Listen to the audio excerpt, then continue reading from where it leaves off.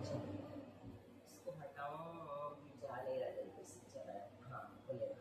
चलो, विशेषार्थ पढ़ लिया था। मोक्ष मार्गस्य नेतारम वेत्तारम परमभूतताम ज्ञातारम विश्वतत्त्वानां वन्दे तद्गुणलब्धये।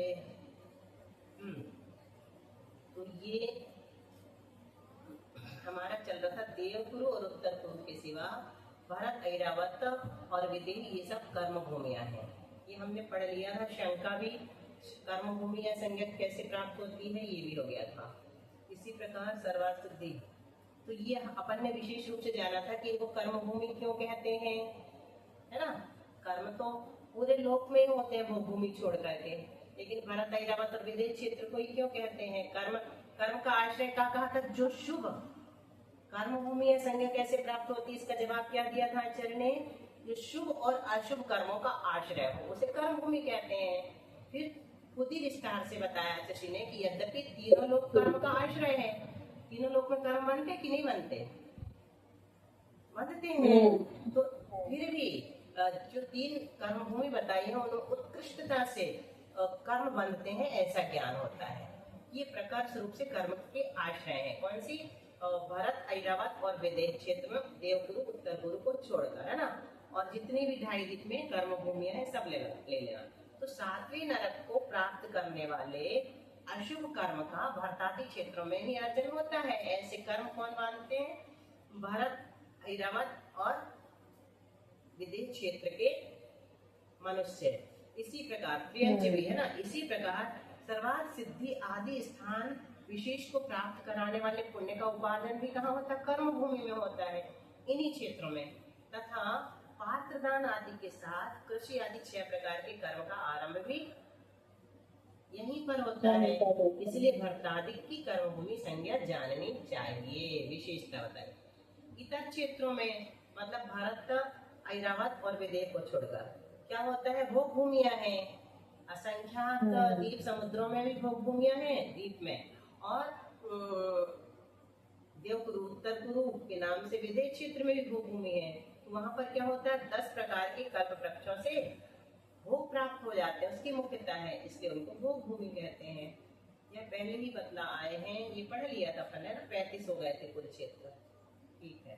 45 अपन ने लगाया था ना, 30 भोग भूमि। हाँ, अपन ने लगा लिया था, पढ़ने में नहीं पढ़ा अच्छा, था। चलो तो फिर पढ़ो तुम्हें विशेषार्थ। अच्छा, यह पहले ही बतला आए हैं कि भरतादिक क्षेत्रों का विभाग 2.5 द्वीप में ही है। जम्बू द्वीप में भरतादिक क्षेत्र 1-1 है और धात्री खंड व पुष्करार्थ में ये 2-2 है। इस प्रकार कुल क्षेत्र 35 होते हैं। उसमें भी उत्तर कुरु और देखो 7 है ना, 7 क्षेत्र, 7 पंचे 35 हो जाएंगे, 7 पन्ना 35। हाँ, उसमें भी उत्तर कुरु और देश कुरु विदेश क्षेत्र में होकर भी अलग गिने जाते हैं, क्योंकि यहाँ उत्तम भोग भूमि की व्यवस्था है।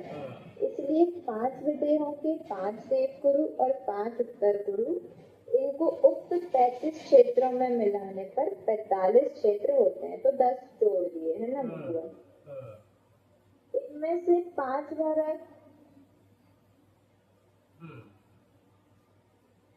इनमें से 5 भरत, 5 विदेह और 5 ऐरावत, ये 15 कर्म भूमियां हैं और शेष 30 भोग भूमियां हैं। ये सब कर्म भूमि और भोग भूमि क्यों कहलाते हैं, इस बात का निर्देश मूल टीका में किया ही है। उक्त भूमियों में स्थिति का ज्ञान कराने के लिए आगे का सूत्र कहते हैं। बिना देखे किसको सूत्र याद है, मनुष्यों की उत्कृष्ट स्थिति 3 पल्यों और जघन्य अंतर मुहूर्त है। बोलो कौन बोल रहा, बिना देखे। बहुत अच्छा, 2 लोगों ने बोल दिया, 3 ने बोल दिया। निरस्थिति परावरे त्रिपल्यो पमांतर, पमांतर तक लेना, ठीक है। मुहूर्ते बोलो, सरोज भाभी, मनीषा, फिर सविता। स्थिति परावरे त्रिपल्यो मांतर मुहूर्ते। देखो निरी है यहाँ, ऐसा वाला निरी है, नरा नहीं है, नरा, ठीक है। तो नरा और निरी में अंतर होता है।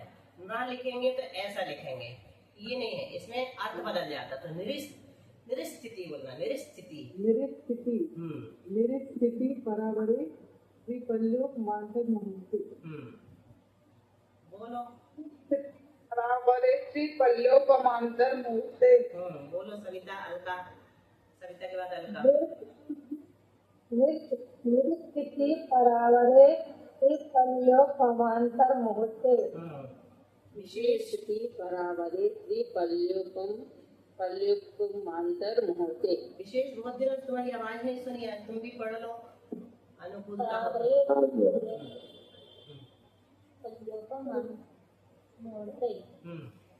निरिस्थिति परावरे त्रिपल्योपमांतर मुहूर्ते। बहुत अच्छा। तो निरिस्थिति, निरी यानी होता है मनुष्य, निरी से बना है नर, है ना। तो निरी यानी मनुष्यों की स्थिति। दो शब्द हैं, कौन सी? पर और अवर। पर यानी उत्कृष्ट, अवर यानी जघन्य। तो मनुष्यों की उत्कृष्ट स्थिति 3 पल्योपम है, मनुष्यों की और जघन्य स्थिति अंतर्मूर्त है। दोनों इसी से निकालना। निरी यानी मनुष्यों की, परा यानी उत्कृष्ट स्थिति यानी स्थिति कितनी है? त्रिपल्योपम। निरी यानी मनुष्यों की, अवरी यानी अवर, स्थिति यानी स्थिति कितनी है? अंतर्मूर्ते। 2 बार लगाना शब्द, है ना। निरी 1 बार आएगा, मनुष्य शब्द 1 बार आया है यहाँ पर, लेकिन अपन को 2 बार लगाना। मनुष्यों की उत्कृष्ट स्थिति कितनी है? 3 पल्ले। मनुष्यों की जघन्य स्थिति कितनी है? अंतर्मूर्त। अब चलो, अब देखते हैं क्या कह रहा है यहाँ पर। हाँ, कहते हैं त्रिपल्योपमा। त्रिपल्योपमा सूत्र में शब्द दिख रहा है, त्रिपल्योपमा। फिर इसमें अंतर्मूर्त भी निकाला, उपमा शब्द डाला है। त्रिपल्योपम में अंतर्मूर्त मिलाया तो त्रिपल्योपमा हो गया। समान कौन सा सूत्र है शालिनी व्याकरण का? त्रिपल्योपमा, त्रिपल्योपम और अंतर्मूर्त में लगाओ सूत्र। निधि इसमें तो समान है, अंतर्मूर्त में समान है। हाँ, यही वाला लगा है ना। ठीक है, बोल दो पूरा सूत्र। समान सवर्णे दीर्घी भवति परश्च लोपम आपद्यते। समान सवर्ण था, पल्योपम का आ था और अंतर्मूर्त का आ था, दोनों सवर्ण है, मिलकर के बड़ा आ हो गया। तो यहाँ पर क्या कह रहे? त्रिपल्योपमा। इस वाक्य में त्रि और पल्योपम का बहुव्रीहि समास है। ठीक है, तो त्रि यानी ये संख्या है और पल्योपम जो है ये एक प्रमाण है ना। तो पल्योपम को कितने हैं किसने बताया? 3 संख्या ने। हालांकि हम बहुव्रीहि समास का विग्रह कैसे करते हैं, किसी को पता है? 3 पल्योपम है। हाँ, 3 पल्योपम है। उत्कृष्ट आयु जिनकी वो मनुष्य निकलेंगे, है ना। 3 पल्योपम आयु वाले मनुष्य। तो यहाँ पर इनने बहुव्रीहि समास किया। और मुहूर्त के भीतर के काल को क्या कहते हैं? अच्छा देखो, अंतर्मूर्त कहाँ से शुरू होता है? किससे ज्यादा और किससे कम?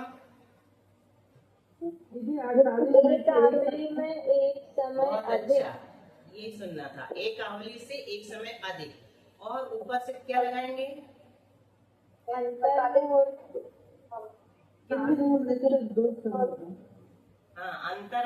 एक मुहूर्त से 2 समय कम। एक समय कम बनेगा तो क्या बनेगा? कौन ने बोला? बहुत अच्छा बोला। एक मुहूर्त में से एक भिन्न अंतर्मुहूर्त। भिन्न अंतर्मुहूर्त नहीं, भिन्न मुहूर्त कहते हैं उसको। सिर्फ भिन्न अंतर्मुहूर्त नहीं। अंतर्मुहूर्त तो 2 समय कम वाला होता है, ठीक है। और भिन्न मुहूर्त कहते हैं सिर्फ एक समय कम होगा तो भिन्न मुहूर्त। मतलब अभी वो टूट गया, मुहूर्त टूट गया। भिन्न यानी टूटना होता है, छिन्न भिन्न कहते हैं ना। भिन्न शब्द का ये अर्थ होगा। हाँ, टूट गया, मुहूर्त नहीं रहा, उसमें थोड़ा सा खंडन हो गया उसका। तो कितना खंडन हुआ? एक समय का, तो उसको अभी भिन्न मुहूर्त कहेंगे, ठीक है। तो मुहूर्त के भीतर के काल को अंतर मुहूर्त कहते हैं। पर और अपर के साथ इन दोनों का क्रम से संबंध है ना। पर और अपर का, पर यानी उत्कृष्ट, अपर यानी जघन्य। मनुष्यों की उत्कृष्ट स्थिति 3 पल्योपम है और जघन्य स्थिति अंतर मुहूर्त है। तथा मध्य की स्थिति कितनी हो जाएगी? अनेक प्रकार की हो जाएगी। अंतर्मुहूर्त से ऊपर और 3 पल्ले से नीचे, सब मध्य की कहलाएगी। ये मनुष्यों की समझना है, भोग भूमि की नहीं है। भोग भूमि की मनुष्यों की नहीं होती, ठीक है। उनकी जघन्य 1 पल्ले की, अंतर्मुहूर्त की नहीं होती। समझ में आया? उत्कृष्ट तो 3 पल्ले भोग भूमि से लगाएंगे, लेकिन जघन्य जो है कर्म भूमि से बनेगी, ठीक है। जिस वो सब एक पूर्व कोटि जो होती है वो किनकी बताई थी कल? वो तो तीनों कर्म भूमि में होगी, भारत क्षेत्र, ऐरावत क्षेत्र, विदेश क्षेत्र में। तो 84 तो लाख वहाँ पे एक पूर्व कोटि ही होती है उत्कृष्ट आयु। उत्कृष्ट आयु एक पूर्व कोटि होती है। और जो विदेश वो विद्यमान बीज तीर्थंकर कहाँ होते हैं? विदेश क्षेत्र में। उनकी नियम से एक पूर्व कोटि की ही आयु होती है बीज तीर्थंकर अच्छा। नियम से। जैसे अपने यहाँ 84 लाख पूर्व हो गई आदिनाथ भगवान की, यानी कि इस वाली 24 में किसी की भी एक करोड़ पूर्व की नहीं हुई, 1 करोड़ पूर्व की है ना। लेकिन विद्यमान बीज तीर्थंकर की नियम से होती है कितनी? एक पूर्व कोटि की। पहले 3 प्रकार का है, बोलो प्रज्ञा, यहाँ से सरल है, पढ़ना जरा। पल्ल 3 प्रकार का है, व्यवहार पल, उद्धार पल और अद्धा पल।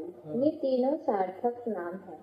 आदि के पल्ल को व्यवहार पल्ल कहते हैं क्योंकि वह आगे के 2 पल्लों के व्यवहार का मूल है। इसके द्वारा और किसी वस्तु का परिमाण नहीं किया जाता। दूसरा उद्धार पल्ल है। उद्धार पल्ल में से निकाले गए लोम क्या है बुआ? लोम ही बोलते हैं रोम को, रोम है वो, लेकिन लोम बोलते हैं। द्वारा लोम के छेदों के द्वारा द्वीप और समुद्रों की गिनती की जाती है। तीसरा अद्धा पल्ल है। अद्धा और काल स्थिति ये एकार्थवाची शब्द हैं। इनमें से अब प्रथम पल्ल का प्रमाण कहते हैं जो इस प्रकार है। प्रमाण अंगुल की गणना से 1 योजन लंबे, चौड़े और गहरे 3 गड्ढा करो और इनमें से एक में 1 दिन से लेकर 7 दिन तक के पैदा हुए मेढ़े के रोमों के अग्रभाग को ऐसे टुकड़े करके भरो जिससे कैंची से उनके दूसरे टुकड़े न किए जा सके। अनंतर 100 वर्ष में 1 रोम का टुकड़ा निकालो। इस विधि से जितने काल में वह गड्ढा खाली हो वह सब काल व्यवहार पल्लुपम नाम से कहा जाता है। अनंतर असंख्यात करोड़ वर्षों के जितने समय हो उतने उस लोमत छेदों में से प्रत्येक खंड करके उनसे दूसरे गड्ढे के भरने पर उद्धार पल्ल होता है और इनमें से प्रत्येक समय में 1 रोम को निकालते हुए जितने काल में वह गड्ढा खाली हो जाए उतने काल का नाम उद्धार पल्लुपम है। देखो इनमें से क्या समझ में नहीं आया? तो लोग उद्धार, देखो पहला तो बनाया अपन ने गड्ढा खोदा है ना, सबको पता है कितना बड़ा खोदना है। गड्ढा खोदा और उसको 7 दिन के अंदर के मेढ़े के बालों के अग्रभाग से भरना। अग्रभाग का लोम से यहाँ बाल वही रोम लेना, ठीक है। तो अग्रभाग कितना बड़ा होगा जिसका कि दूसरा टुकड़ा ना हो सके, ठीक है। तो छेद मतलब टुकड़ा भर दिया, फिर 100 साल में एक बार निकाला, जो निकला उसको क्या कहा? व्यवहार पल्ल। व्यवहार पल्ल से कुछ नहीं निकलता, किसी का माप नहीं करते। क्या करते? इससे उद्धार पल्ल और अद्धा पल्ल निकालते हैं। कैसे निकाला उद्धार पल्ल अपन ने? कि जो आया व्यवहार पल्ल है ना, उसके द्वारा क्या किया? उसके टुकड़े किए। कितने टुकड़े किए? असंख्यात करोड़। लिखा है इसमें, पढ़ा था कि नहीं? हाँ है ना। अनंतर असंख्यात करोड़ वर्षों के जितने समय हो उतने टुकड़े किए, फिर गड्ढे में भर दिए, फिर 100 साल में 1 निकाला, जितने समय में निकल गया वो एक उद्धार पल्ल हो गया। फिर तीसरा आया अद्धा पल्ल, है ना। तो अद्धा पल्ल किसे कहा? कितना बड़ा हो गया वो, उससे कितना ज्यादा बड़ा हो गया? अभी अद्धा पल्ल नहीं आया वो ये थोड़ा सा बढ़ाएंगे, 10 कोड़ा कोड़ी, ठीक है। उद्धार पल्ल तक पढ़ा है, बहुत अच्छा, यहाँ तक सबको समझ में आया। इन 10 कोड़ा कोड़ी उद्धार पल्लों का एक उद्धार सागर को बीच में बता दिया, ठीक है। 10 कोड़ा कोड़ी उद्धार पल्ले का फिर क्या होता है? एक उद्धार सागर होता है। जैसे पल्ले के 3 भेद बताए ना, व्यवहार पल्ले, दूसरा उद्धार पल्ल, तीसरा अद्धा पल्ल। इसी प्रकार व्यवहार सागर, फिर उद्धार सागर, फिर अद्धा सागर। तो यहाँ सीधे उद्धार सागर बता दिया। व्यवहार सागर क्यों नहीं बताया? क्योंकि वो व्यवहार पल्ले से बना है, गड्ढा से ही बना है, इसलिए नहीं कहा, ठीक है। तथा आगे पढ़ो। तथा तथा ढाई उद्धार सागर के जितने रोमखंड हों उतने सब द्वीप और समुद्र अब हैं। सोचो अपन इतने दिन से अनंतर 100 वर्ष के इतने दिन जितने से पढ़ समय रहे हैं। हों उतने उद्धार पल के रोमखंडों में से प्रत्येक के खंड करके उनसे तीसरे गड्ढे के भरने पर एक अद्धा पल होता है रुको और इनमें से प्रत्येक समय में एक एक रोम। रुको देखो, अभी अपन इतने दिन से क्या पढ़ रहे थे? द्वीप और समुद्र पढ़ रहे थे, है ना? लेकिन अपने को इतना बस पता था कि असंख्यात होते हैं। आज आचार्य श्री ने तीसरे अध्याय में 38 नंबर के सूत्र में ये बता दिया कि ढाई उद्धार सागर में जितने रोमखंड होते हैं उतने द्वीप, उतना बड़ा असंख्यात है ये। क्या समझ में आया? कभी भी कोई पूछे कि कितने होते हैं द्वीप और समुद्र, तो हम बता सकते हैं कि ढाई उद्धार सागर के जितने समय होते हैं। मतलब रोमखंड मतलब उतने ही समय, उतने ही काल, सब एक ही बराबर है ना? कालाणु और क्षेत्र का एक प्रदेश है ना, और परमाणु सब बराबर है। तो ढाई उद्धार सागर के बराबर द्वीप समुद्र हैं और ये सागर ये कौन राजू बराबर हो गए ना आपने बताया थे? नहीं, वो राजू तो अपना क्षेत्र है और ये काउंटिंग है। एक हुआ, फिर 2 हुआ, फिर 3 हुआ, फिर 4 हुआ, तो ये असंख्यात कितना बड़ा है, कितनी जगह में है, वो तो पाव राजू में तो असंख्या अपने हैं, और आधा राजू में से हम रमण समुद्र, और उसके आधे में पाव राजू में वो, ऐसा बताया। ठीक है, फिर अब ये तुमने पढ़ लिया। अनंतर 100 वर्ष के जितने समय हो उतने उद्धार पल, 100 वर्ष बस लेना लास्ट में, फिर है ना? जितने समय हो उतने उद्धार पल्ल के रोमखंडों में से प्रत्येक के खंड करके तीसरे गड्ढे के भरने पर एक अद्धा पल्ल हो गया। अद्धा पल्ल से क्या नापते हैं? कर्मों की स्थिति, और इनमें से प्रत्येक समय में एक एक रोम के निकालने पर जितने समय में वह गड्ढा खाली हो जाए उतने काल का नाम अद्धा पल्ल है। ऐसे 10 कोड़ा कोड़ी अद्धा पल्लों का एक अद्धा सागर होता है। 10 कोड़ा कोड़ी अद्धा सागरों का एक अवसर्पणी काल होता है और उत्सर्पणी भी, अपने को पता है। यहाँ लिखा है इतना, और पढ़ दो 2 लाइन। इस अद्धा पल्ल के द्वारा नारकी, त्रियंश, देव और मनुष्यों की कर्म स्थिति, भव स्थिति, आयु स्थिति और काय स्थिति की गणना करनी चाहिए। संग्रह गाथा भी कही है, व्यवहार, उद्धार और अद्धा, ये 3 पल्ल जानने चाहिए। संख्या का प्रयोजन व्यवहार पल्ल है, दूसरे से द्वीप समुद्रों की गणना की जाती है और तीसरे अद्धा पल्ल में कर्मों की स्थिति का लेखा लिया जाता है। बहुत अच्छा, अब अपन आ जाएंगे लगभग अंतिम सूत्र। लगभग ने पक्का तिर्यक योनि जाए नांच, क्या कहा? त्रियंचों की स्थिति भी उतनी ही है। कल इसका समापन करेंगे, आज नहीं। बोधि समाधि बोलो। बोधि समाधि परिणाम स्तुति, स्वात्मोपलब्धि शिव साक्ष सिद्धि, तंत्र की क्लास नमस्ते ममास्तु देवी त्वं वन्दे मानस्य ममास्तु देवी। नमो नमोकार मंत्र।